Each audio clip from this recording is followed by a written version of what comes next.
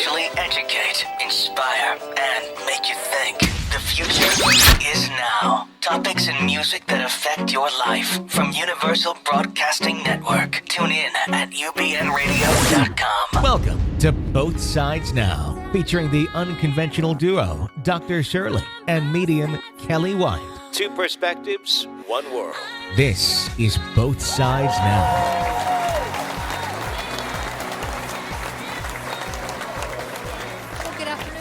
Welcome to Both Sides Now. I'm Dr. Shirley. And I'm medium Kelly White. And today we have a wonderful guest with us. It is Linda Gabriel. She is a certified clinical hypnotherapist since 1992, and she became a certified Life Between Lives hypnotherapist in 2001, trained by Michael Newton, PhD. I can't wait to hear about that.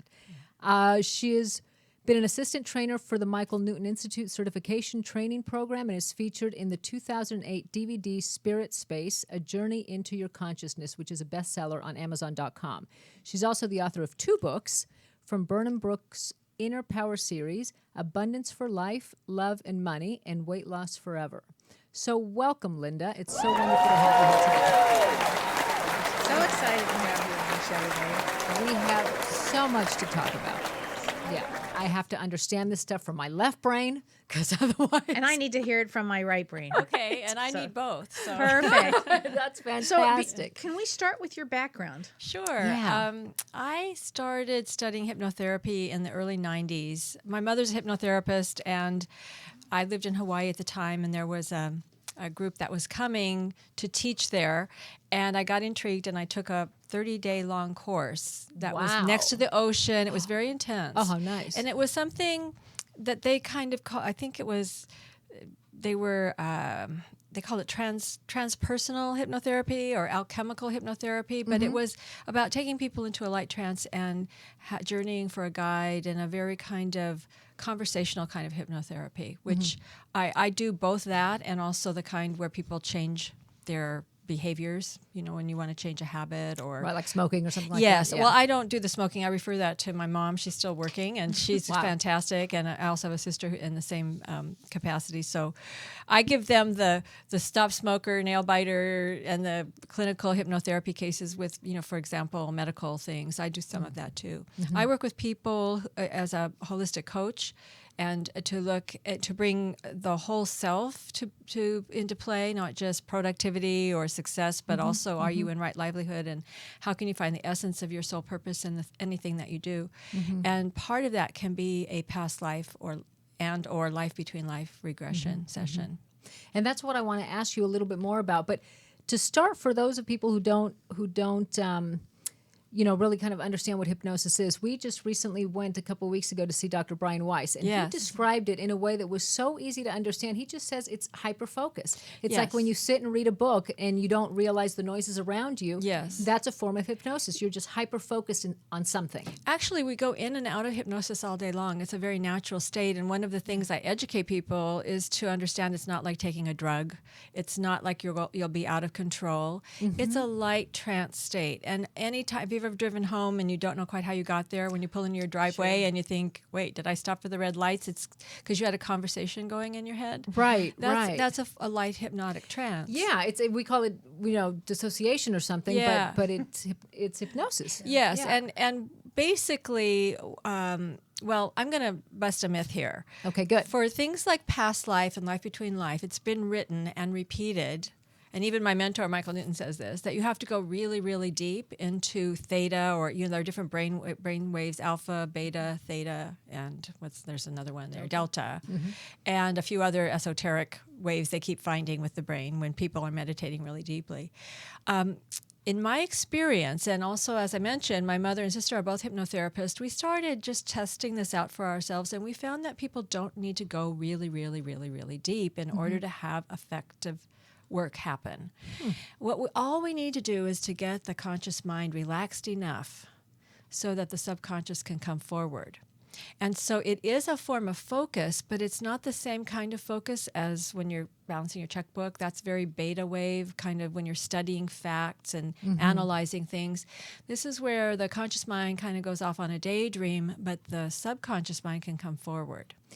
And so how do you work with people who have a need to kind of, you know, be in control, not control like in the bad way we think about it, but just, you know, maybe I'm talking about me right now. Yeah. But how do you work with people to help them, Yeah. you know, when they want to do it? I mean, I'd love to try this, Like in a more relaxed but state? how do you Yeah. get someone in a more relaxed state? I actually give people preparatory work to do, and I have recorded a pre-session recording for them to listen to at home for a week or so before they come and see me. And that's about a half hour. They can listen to it when they're going to sleep. And it basically trains their mind to listen to my voice and to relax. And they usually apologize because they can't stay awake. It's very light relaxation. It's not a past life regression or anything like that. And then it's just like anything else. Some people are good at this. They have a talent for it. Yeah. Others have never even remembered a dream, and they're very locked into what we call the left brain. But by relaxing and listening and getting familiar with it, then their conscious mind gets kind of bored. I use a lot of the same language when they come in to see me in person, and their conscious mind is sort of thinking, well, this is boring. I know what she's going to say. I can relax. So that's how I prepare Oh, people. that's interesting. And even then, sometimes people really want to, you know, fear isn't exactly it. It's just unfamiliar. It's something new. So we just spend a lot of time together. I usually spend about 4 hours with people. Wow. We're not in a rush. They tell me all about their current life, so I have a kind of sense of where they are now and how that might relate to anything we discover in their past life. And we go from there. And, you know, it's important to have rapport. I spend some time on the phone to make sure we're a good match for each other. So by the time someone comes to this work, they're usually, what we really need is just desire, really. Yeah. The desire to do it and to have enough courage to call. That's 90% of it right there. Yeah. Well, why don't you give us, since we're on this, your website, just so It's people can... lindagabriel.com. It's Okay. Gabriel, Linda with an I, Linda. It's lindagabriel.com. Thanks. Wonderful. So tell us a little bit about what is life between lives different, right? 'Cause Yeah, you had- difference between a past life regression and why would somebody want to have I can understand why somebody would want to have a past life. Right. But why would somebody want to have a life between lives? So if you could start with what is a life between lives? Sure. Well, And how did you discover that? Yeah, most people are familiar with the past life scenario. Yeah. And, you know, that's something that's people are pretty familiar with. In a life between life session, we do a couple of things that are different. One is we take a look, and some past life regressionists do this too. We take a look at what you were aware of as a soul before you were born, when you know, kind of in utero, a few days before your birth. We don't go through the birth, but we find out there a lot of information. That's an interesting piece of a life between life. Might that help you understand what you came here to do? Yes, in this that's why lifetime? people do this kind of work. So in typically an abbreviated past life is part of a typical life between life session. So we because if you really explore a past life, you might spend the whole time doing that. But because usually people who are doing a life between life have already done one or two past life regressions, we get a snippet or maybe revisit one that we have looked at before, go through the death, and then continue the bulk of the session in what happens after you die. So this information is much more akin to what people are reporting from near-death experiences. In fact, I was just reading last night an autobiography by Raymond Moody, who's wrote a book called Life After Life. I think it's Life After Life. Yes. And that there's very similar information. However, we spend quite a bit of time exploring that realm, and people meet their soul group. They often encounter a group of wise elders. They definitely, when I work with people, we always have a conversation with your guide, with the main guide who kind of oversees all of your embodiments and gets, so you can get a sense of who you really are on a soul level. So people typically are interested in, you know, who are the people in my life today, and what are all these relationships about? Why did I choose this family? Why? Oh, we just had a show about Yes, that. Yeah. If they've had something difficult in their life, what's that about? What are they here to learn? What gifts do they bring to offer to the people whose lives they'll touch? And most importantly, people want to know what their soul purpose is. Yeah. And they often want to have a clearer sense of connection with their guidance. And what kind of discoveries have some of your clients found as far as like, why did I choose this life? Yeah, that's particularly really- if it's yeah. a difficult, you know, maybe childhood or something like that. I'm just curious as to Right. what. I think a lot of times people come in with an idea that that there's some kind of karma, that they're they're being punished in some way. And from doing thousands of these sessions, I have to say I've never found that to be the case. Yeah. I have seen souls that choose difficult lives because they want to learn a lot fast.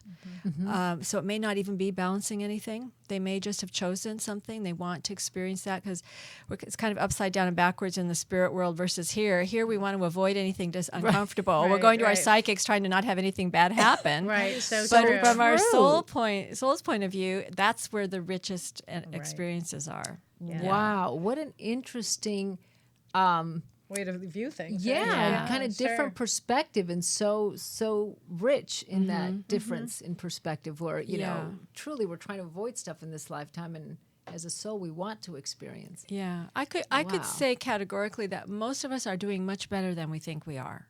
Our guides understand this is a kind of a, it's not that, it's much easier to be, when you're in spirit, like unconditional love is our natural state, right? Here we have challenges with that. Well, and before we incarnate, before we figure out what we want to do and what our life purpose will be, it's been my experience that it's there. You can say, well, I'll do this and this and this and this. And I can imagine saying, no, that might, as a guide, that might be a bit much. You It know? happens, I exactly think- that conversation. Yeah, and absolutely. They'll say, no, I want to do it myself. I've even run into people who have chosen to cut off their intuition because they've been very intuitive in so many lives, and they want to find out how other people experience life who aren't intuitive, and it's part of their education as a soul. Wow. Wow. That's really interesting. That's happened 2 or 3 times where they went, okay, this is it's the reason I can't connect is because, you know, when they go and talk to their guide, they're saying, that you remember you told me. Right, yeah. Remember you said You want to do it on your own this time. That's So interesting. I tried to talk you Wow. out of it, but So and you true. can negotiate that if you want to. You can change. It's not written in stone.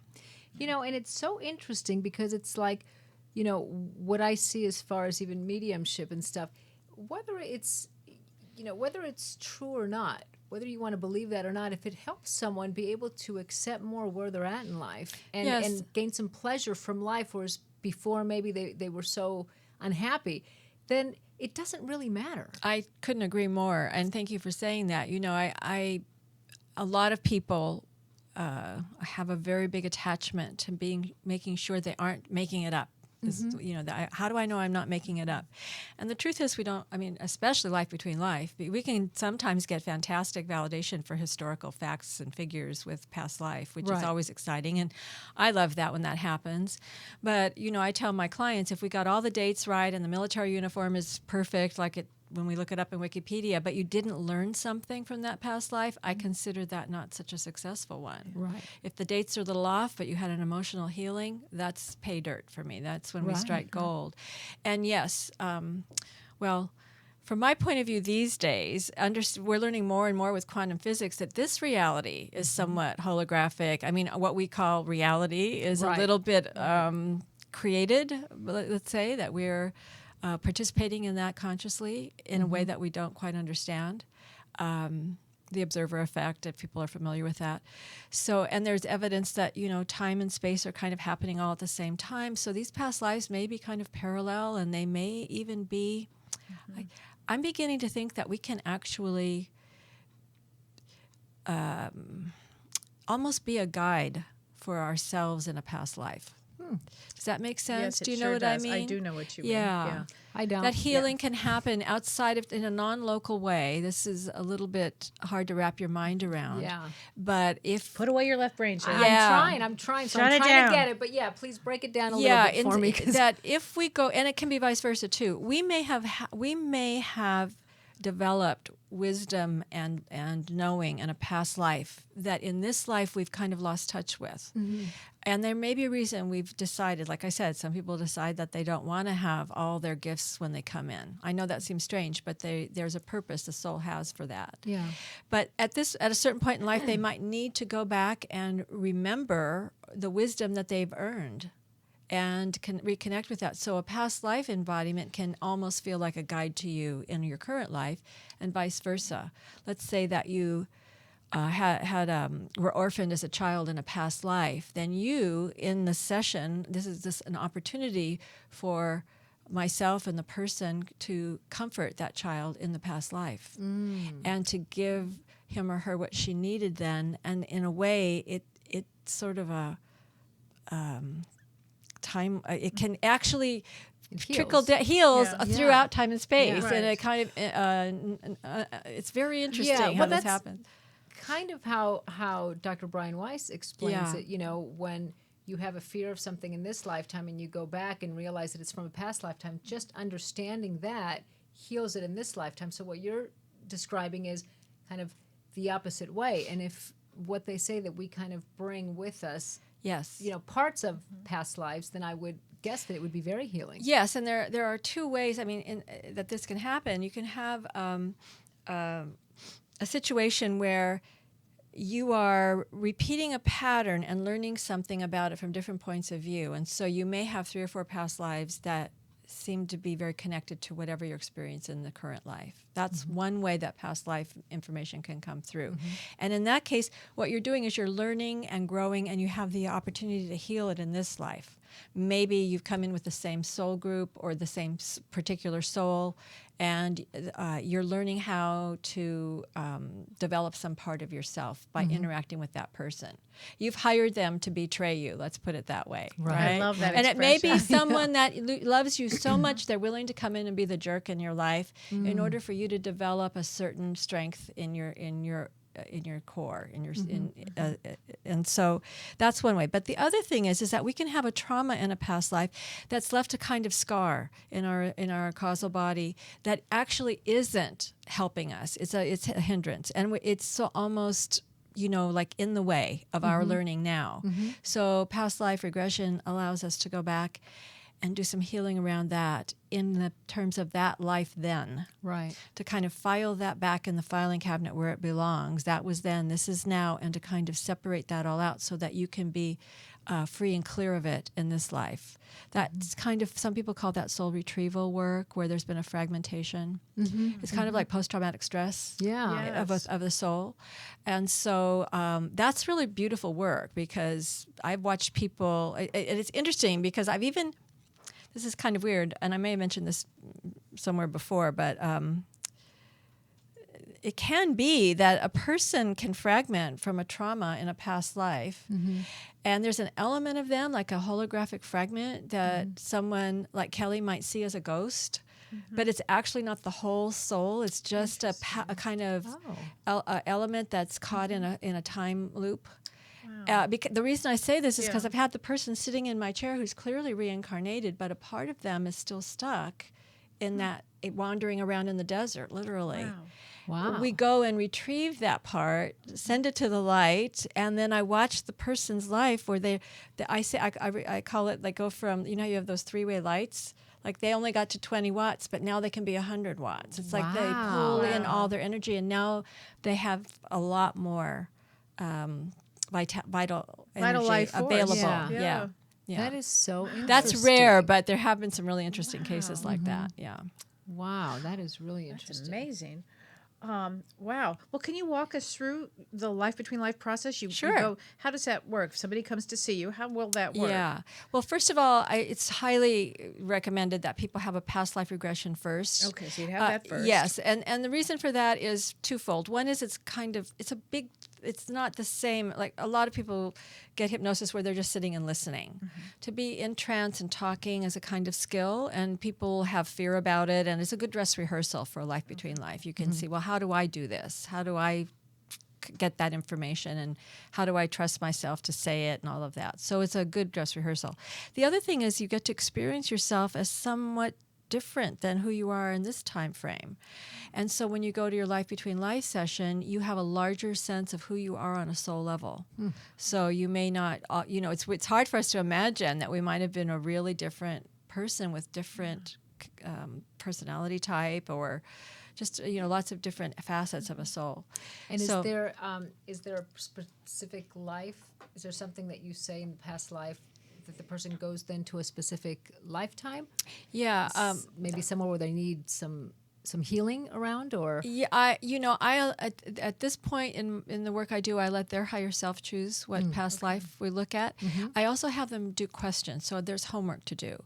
I ask people to bring a list of the most important people in their life, the most important events in their current life, their intention for our work together, which is usually a sentence or two, and then a list of questions for their guide.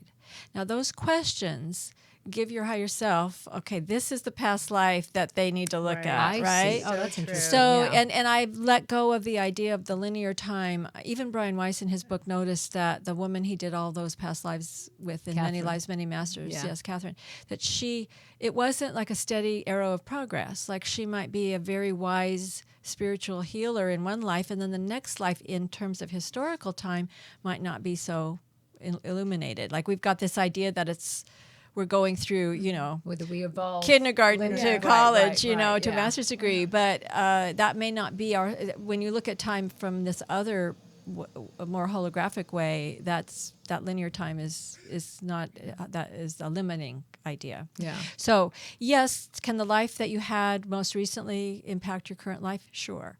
But you might be working on lessons from 3 or 4 lifetimes from way back when, Right. and that they're still connected in. Yeah. Yeah. That is so interesting. I like to refer to it as a spiritual treasure hunt. Yeah, Oh, I that's a good love way to look that. at it. Yeah. That's certainly what it is for great. me. Yeah. Yeah. Thank you, John. I don't even know that we said hi to you at Oh, the it's beginning okay. of the It's show. all right. in a trance. John woke up. Yeah. No, I woke up. Yeah. That's the reality. Yeah. Oh my That's goodness. very fascinating Yeah. stuff. I love yeah. having The that. spiritual treasure hunt is perfect. So Yeah. then when you talk about, do you hear similar stories of what the other side looks like? I mean, I'm curious. Yeah. If you hear Okay. kind of This a is where like similar- skeptics come in and say, well, if it's real, then why isn't everybody reporting this exact same thing? But there's actually a kind of template, but each person, how can I say this?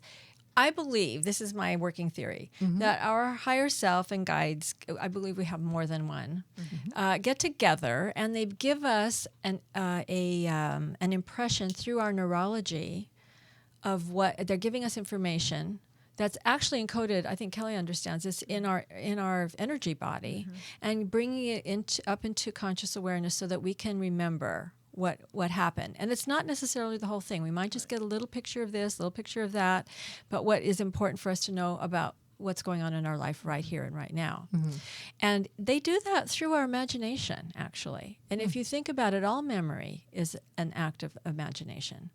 So that area where you can make things up is very close to the one where you're remembering things. And even two people in the same room witnessing the same thing will have a different version. Yeah. So, so to answer your question, there are elements that give me a clue of what's going on because there's a quality to it that is repeated, although the details may be different. And for example, if a person finds themselves going into a room and there's a kind of formal quality and they're here and there's a group of people there, there's a sense of maybe a table or that they're in a jury box or something, then I know we're in with the Council of Elders. But it could be a Greek temple, it could be a white space, it could be a wood-paneled library.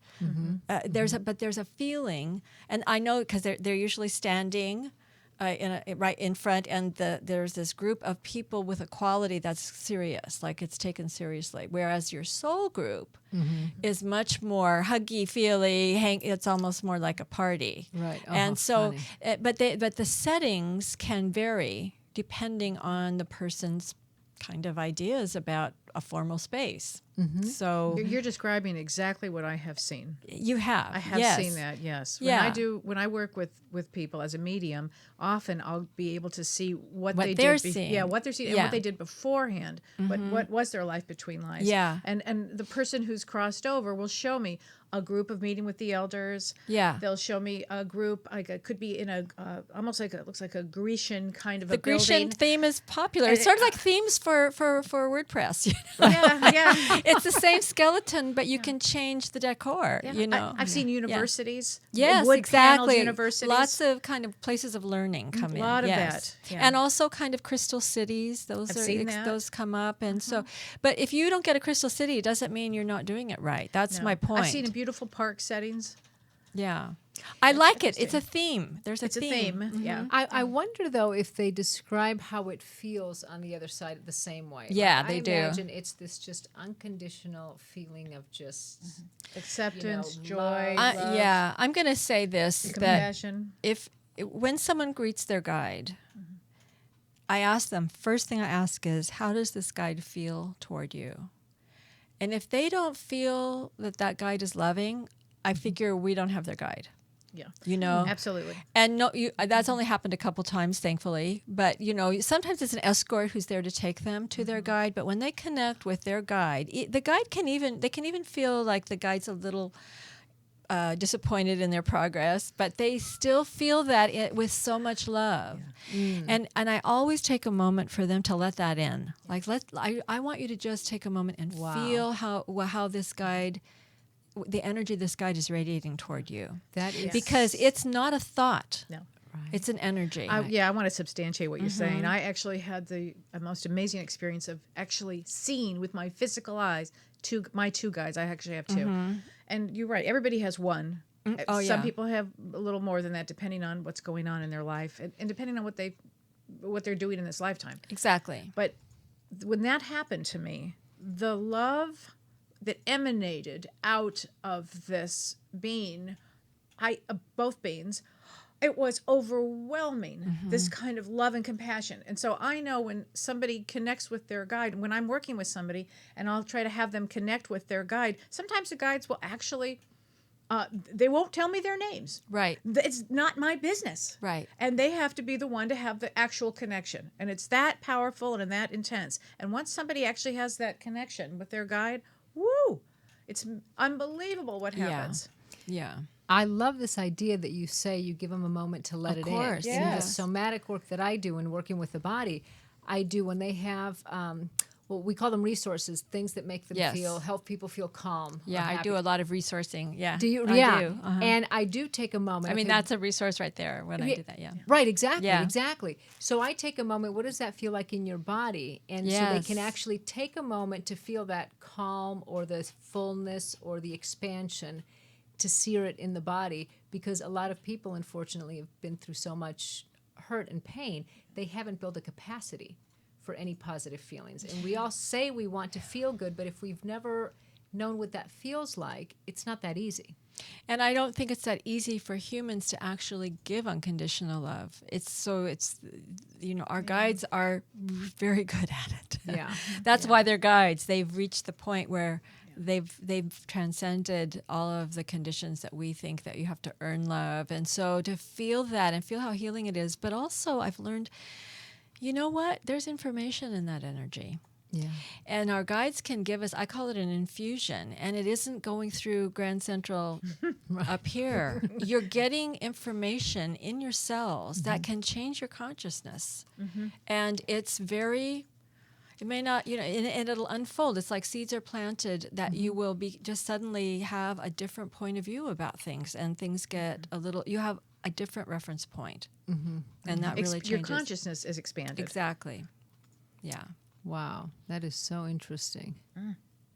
Yeah. Wow. That, I mean, I could see how it would just be kind of life altering. It can be. I mean, I can speak from my experience when there's you asked about a typical session, and we kind of go through some exercises to get used to remembering things and talking out loud. So I might ask someone to describe the home they lived in around the age of 12, and then we go back to an early childhood memory, a pleasant or neutral one, and then we go back to in utero, then we go back to a past life, a few scenes from a past life, then through the death, and then things happen as they will at that point. Usually we meet a guide, and if we just have a conversation with the guide, I'm happy. If the guide wants to take us places, show you in maybe some other past lives, or make sure you connect with your soul group. And that soul group connection seems to depend on the age of I've had a lot of relationships, and I'm at a point in life where I'm not all that curious. I kind of have figured it out by now. But in my mid-30s, I'd really want to know, well, who are they? Are they in my soul group? Are they from a past life? That's a very rich area to explore. Right. Also, what is it we do? Why are we in a certain soul group? What are the things we have in common? What are the qualities? Because souls have qualities. We're not just, blank slates. So there may be a group of souls that are very playful and mischievous, or they may be scholarly, or they may be healers, or maybe they work with sound when they're not in the physical body. They may work assisting other souls. There's all kinds of jobs that we have on the other side. Yes. Sometimes they're very analogous to what we do in our waking life, and sometimes nothing at all to do with what we, you could be like a guard at a prison or something, and on the other side you're working with animals. Right, It can be right. really different. Right. Yeah. But that's what we tend to return to in between. So there's also an opportunity to look at something that Michael Newton describes in his books, which they're called Journey of Souls and Destiny of Souls, which if people are interested in, those are really great places to start. There is a place of life selection, he calls it, where you can kind of look at what went into the decision-making process of choosing the family that you were born into. And I have to say, sometimes it's just a matter of getting onto the planet. Wow. It isn't always about making peace with that family. Sometimes you're supposed to get here, get out of that family, and you know how many great people who were kind of left home at 16. Right. Yes. Yeah, and Matter of kind of fact, never returned. Yeah. Yeah, Very it's true. not unusual, and there are also people who they're working all kinds of things, and there's a whole team there in the family, or one particular person that they came to support or learn from. So, all of that is there, and but it's also a kind of choosing the body that you're going to create. Michael Newton kind of thinks that the bodies are created. I believe our soul creates them, but you have some options, again, like the themes. And I remember in my own Life Between Life session, looking at the body I would be in, and my guide and I were thrilled with this model. It's like you went into the showroom floor, and it's like, we want the red convertible, right? That's hilarious. And even could see, because I've had a problem with migraine all my life, that brain with that issue would be perfect for my soul's purposes, that was something I'd put up with. And again, you know how many people who are psychic who have headache issues, it's sort of, I'm not saying that I'm not at the level of a professional psychic, but my intuitive gifts help me do this work. Yeah. Because I see what they're seeing. I just thought, I like to make up a movie in my mind, but I started seeing what was going to happen before they told me. Right. So when I had that experience of kind of seeing myself from my guide's eye view, this body almost like from a place that you couldn't actually see it unless you had an out-of-body experience. I first of all felt this unconditional love pouring toward myself. It was a very weird experience because I was sort of like floating with my guide, and it was sort of, this is where it's kind of silly, like my imagination created a scenario where an old, like a game show from the 50s where they had like the isolation booths. Right. And they were kind of like, there were these bodies like coming forward, and then I saw that's the one, she's the one, and we were so excited, like we want that one. Perfect. It's so interesting. And the thing is, I grew up in Southern California, and it's a hobby to loathe your body, like if you're a woman, right. and I Completely. could never get into that state again. I couldn't because Wow. I could feel how much my soul wanted this body. Yeah. And it really doesn't matter what it looks like. It doesn't matter. I mean, it might be that I chose having like the migraine headaches led me onto a spiritual path because they were so difficult to deal with. I started getting energy work, learning about the energy body. It put me on a whole path, hypnosis, all of that. Yeah. And so, I don't remember having that conversation with my guide, but it's been actually, again, from the soul's point of view, Right. useful. Right. Don't like Right. it much when it's happening. Well, it's so interesting because once I actually accepted that I was a medium, I never had one headache. Yeah. Ever. There is that. Yeah. Yeah. Interesting. Yeah, mine have improved far. Good. I mean, and they really let me know when I've gotten off my path. So they're helpful in that way too. Yeah. But it's so interesting how, and that is also a different change in perspective, is how we can see what we've been through in our life, even, in childhood or experiences like having migraines and stuff, how that informs what we end up doing and what we choose. Yes. And how important that can be. And that in and of itself can change the perspective from, why me kind of thing to, oh, now I understand. Yeah. Because if that didn't happen, I wouldn't have gone there. And if I didn't go there, I wouldn't have gone there, and just kind of how it pushes you towards. I've had some people come in the door who were really unhappy with their spouse, their job, their weight, their life. And then when we go in, we find out why all of those things are the way they are. And they leave happy without having changed anything. Yeah. Except their point of view. Right. And even something like body weight or that job, because one thing I always like to make sure I say when I have a public opportunity is that our sole purpose is not a job description. It's not a career. It's not an accomplishment. It's something we express through the things we do. It's a quality that you carry. And so when this particular person I'm thinking of realized that it wasn't about the boss, it wasn't about the job, it was about her presence as a catalyst with all these other people. She was actually serving her sole purpose by being in that job, but it didn't have anything to do with the job description. She needed to be there for soul reasons. And she could see that clearly. I can't remember all the details, but she saw, and they don't always say to me all the details, Right. but she got it like that, oh, now I know why I'm in that job. Right. Because this lady and that person need me there so that they can learn what they need to learn, and that's what this is all about. It's not what she thought. So So that's- then you go to work and you're all happy. It's like, the day after on Christmas Day, Ebenezer Scrooge is like embracing his life. And Right, it's like, right, I love exactly. you so much. Right, exactly. And that's and again, it goes back to what we talked about moments ago. Who cares if that's the story that's developed, and now all of a sudden you can enjoy your job? Then it doesn't matter because Yeah, that's the key. exactly. I mean, don't we all? I don't think anybody, as an infant, thought, I wish I'm miserable as an adult, No. in my job. I mean, Yeah. that's really my hope for myself. When you ask a little kid, what do you want to be when you grow up? Miserable. Right, exactly. I've known some. I want to be miserable. But speaking of being miserable and having all the traumas that we experience in life, and then we cross over, there's a period that we're in called the healing chamber. Yes, Is that right? Could you yes. talk about that? And while you're talking about all that, I'm showing images of Astral City, which is an amazing movie, which Great movie. Linda and I watched, and we discussed before on a previous show that I did. And it's an amazing movie with high vibrational imagery about what's going on the other side. Really? And, Do yeah. they have the healing aspect And there? they, okay. Okay. Remember when he, I it don't on- want it's to been a ruin the while. movie, but Yeah, yeah. yeah. Is it on Netflix? It's on Hulu, actually. Yeah. You can watch it for Ooh, free really on good. Hulu. What I is it think called? also even YouTube. It's called Astral City. Astral City, yeah, and I have it up on the screen. Isn't It's it a like a Brazilian film? It is. Yeah. It's all in subtitled. Yeah, Oh, in, really in worth it, though. Portuguese. Yeah. It has a lot of really interesting Mm-hmm. points. And also, the main character goes through a real He transformation. does. What was the question? We were talking about the healing yes, the chambers. healing, So yes. basically, once you cross over and then you, Yeah. And sometimes people have gone through a really hard life and they need a little chill time when they get on the other side. And that can take the form of going to a place that's very healing for them, kind of like a park setting, Right. or a very quiet room where they're just going to rest, or they're attended to by people working with color and sound and just very healing energies.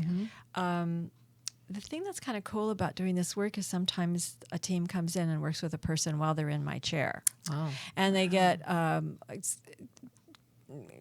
energetic healing happening while they're doing their session. That isn't just for what happened in the past life, but for who they are now. Yeah. And sometimes it's actually something, I call it a system upgrade. Like they have a new phase in their life and you need to get a system, the latest Windows. Right. Yeah. And so there's a team that will come in and work with you so that you'll be able to handle more energy moving through your system. Yeah. Wow. We don't charge extra for that. That's great. But I absolutely know that's seen true. that Well, too. I see it often, Yeah. and not only that, but You've from my probably own experienced it. experience, I had a head injury, and that's exactly what happened. A team came in, and it took several months or years really to get me there. But a team, it was an actual team, and Yes. I've also seen I've had clients that have they'll come to see me after somebody's dead, passes away. And the person who's crossed over has died of alcoholism or drugs or whatever. Yeah. And I see these people, they're wrapped in a cocoon, Yeah. literally wrapped in this white cocoon, and they're put away and they're loved and nurtured and cared for so they can come out because the trauma was so bad. There are a couple of interesting books that were written. One of them at the turn of the last century in early 1900. It's called Letters from the Light. And it's about a woman who never channeled before or after. She was mediumistic just for this one person who was an acquaintance. It was an attorney who had died. And the book got discovered and republished, I think, in the 60s. But one of the things I like about it is people weren't watching TV shows about this. There was no point of reference. So it's a really pure document, very similar to what we experience in Life Between Life and near-death experiences. Really? And they talk about the healing and also just the adjustment period where people are kind of getting used to letting go of the earthly things. And there's another book called Testimony of Light, which was written in the 60s. Similar thing. It's a nun who died, and a woman who was an acquaintance of hers started getting this message. She was supposed to take the dictation, and the nun communicated with her for about a year. They're both fascinating books. And that nun was talking about how it was, again, remember I said it's upside down and backwards in the spirit world? Well, we're the one who are upside down and backwards, but it's right side up and I'm sure. The highest guides are the ones who work with the most disturbed souls. Really? And she so was like wanting to become one qualified to do that. So your Hitlers and your, they're really, or the serial killers, they're really disturbed, or the people those are attended to not by the junior camp guides, but by the most elevated guides are the ones who work with them. Boy, does that make sense? Yeah. Yeah. It's like, that's considered a privilege to help them remember who they really are and to get back what they lost through those difficult that lives. really does make it, as far as when you have people in your life that are going through any of those situations, it really does give you a way to open up and have a lot more compassion. Yeah. When I view it from that lens. Yeah. What you just said. Yeah. Yeah. There's a scene in the movie which is really funny. It's where the guy who crosses over actually is a doctor. So when he gets to the other side, he thinks he's qualified to help all these souls as a doctor. Yeah, So I forgot it's about that. actually pretty funny when you mention that, because just because you know certain things here on earth doesn't mean that you're qualified in the spirit world. Yeah. So yeah, it's very interesting. So is that what the Council of Elders is, or is that just a place that we go to right after we die to kind of get adjusted and hang out? The council Purgatory, maybe for the Catholics. Yeah. Although that has a Well, negative it's interesting because the book about the nun is actually published by the Catholic Church. You can find it in Catholic bookstores, and I think because I'm they feel surprised. that it's a description of purgatory.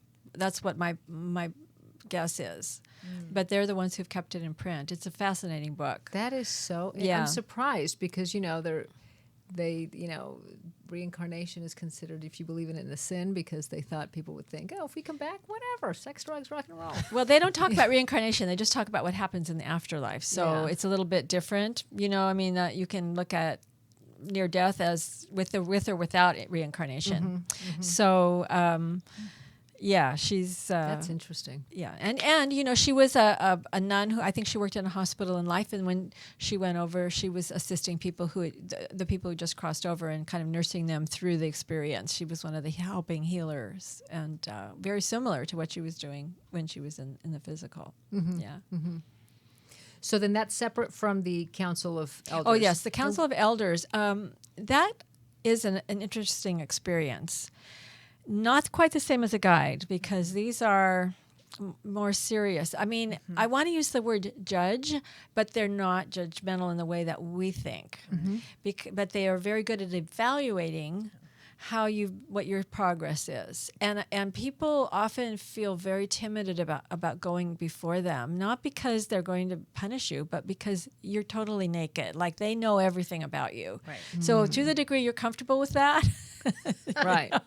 That's how it can be intimidating or not, And your guide is usually there, but steps back and you are actually talking directly to them, or they're talking amongst themselves and may give your guide like a memo about, these are suggestions for the next embodiment, So they're kind of overseers, and it's not a warm, fuzzy experience. It's usually kind of taking care of business and you're done.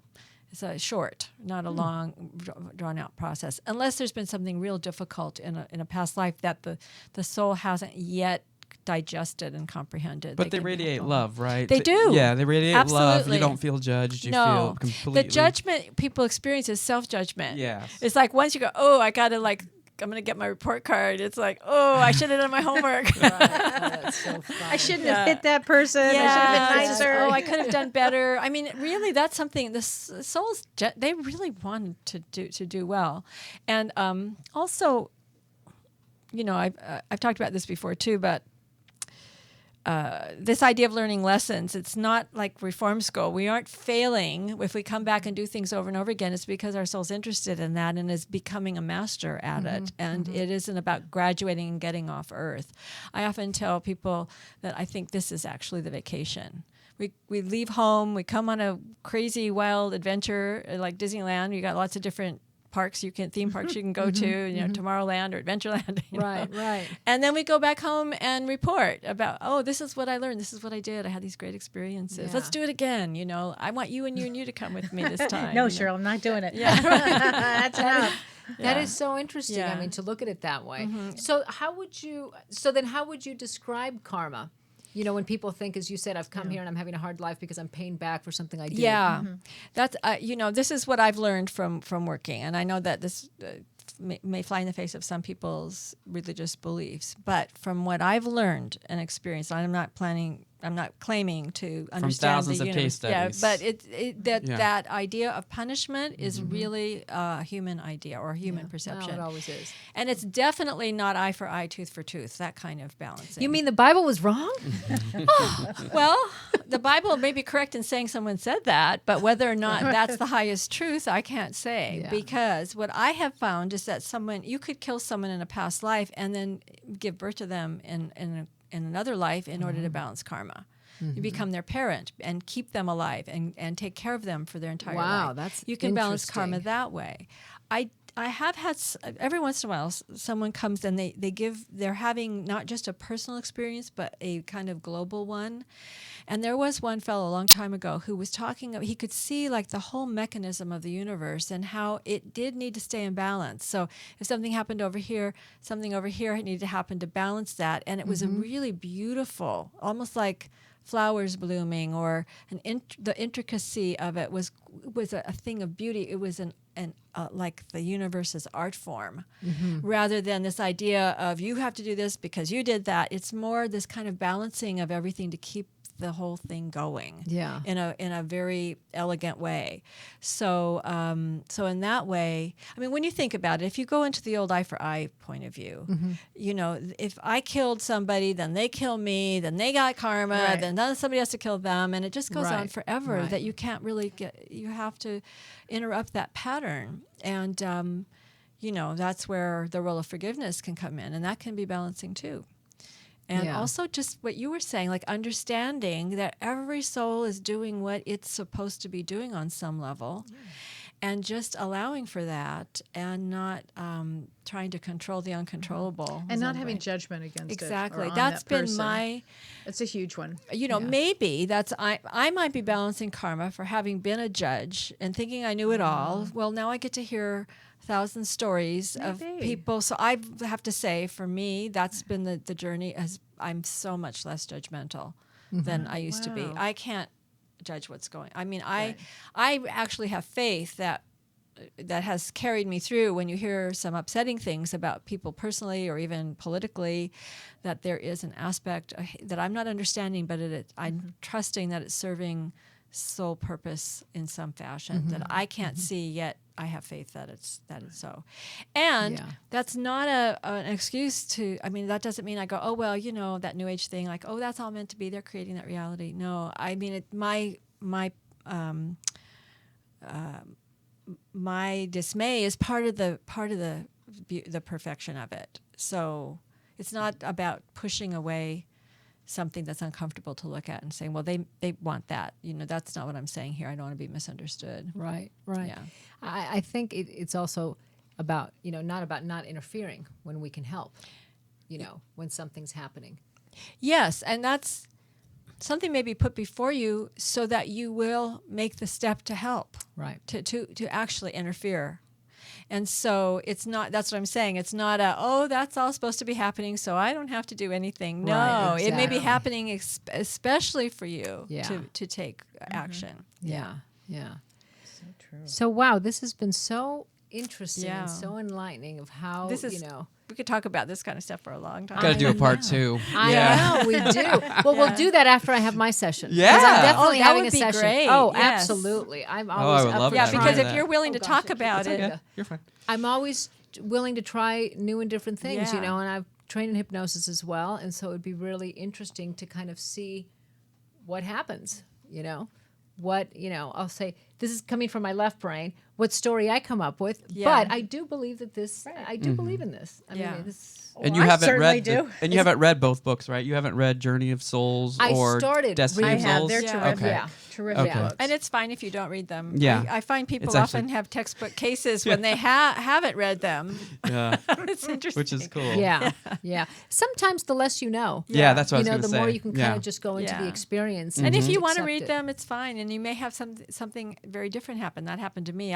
No one could have known those books more than I did when I had my Life Between Life session, and mine was rather different. So, Really? Yeah. Did you have yours with Michael Newton? Well, he was the supervisor, but it was in a training. I'd already been doing this stuff for about a year and a half when he did his first certification course. So there was a trainee who led me through my Life Between Life. He was popping in and out of the room and helping her, but it was not led by. He wasn't the main person. He wasn't the main person. We have a couple minutes, so let's talk about that because you said you received your training right around 9/11. Is that right? Yeah. So if you tell that story. Oh, wow. Yeah, the first training was the week after 9/11 in 2001 Really? in Virginia Beach, and I wasn't even sure that airplanes were going to be allowed to fly. And I almost canceled, but I thought if he's going to fly all the way from California, I'm going to go. And it was a really wonderful thing to be doing during that time. It was very healing. I bet. Yeah. And it was great. And in my Life Between Life session, one of the things that was different for me and really has served me is that my guide did not show up the way in Michael Newton's books. He describes them with, in very clear terms like faces and features, and maybe even on a council of elders, he's talking about a medallion that one of his clients was able to draw, very, very solid kind of thing.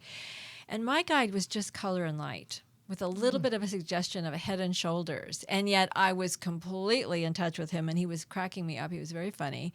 But it wasn't the way that he appeared. And sometimes a soul group shows up as color and light rather than, it depends on the person and what they need. If you really need your guide to show up with features, they will.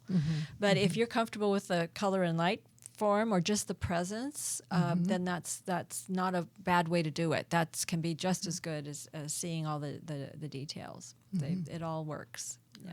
Right.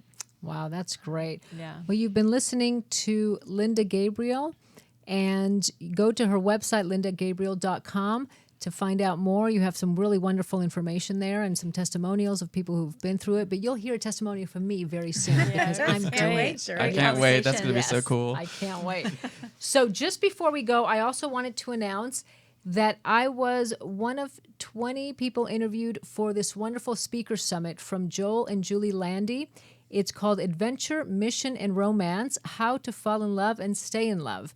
And so it's going on now. The speakers are, you're able to hear them, and this is for free. You don't have to pay anything. And go to the performancegroup.us.us. Performancegroup.us. Yes. Okay, great. Yes. Cool. So thank you, Linda. Thank you It so was much. It was really great having fascinating. this conversation. Yeah. I enjoyed it very much. Thank you. So glad to be here. That's the audience on the other side. You've been listening to Both Sides Now, Thank you for featuring listening the and have a great unconventional afternoon. duo Dr. Shirley and Kelly White. Two perspectives, one world.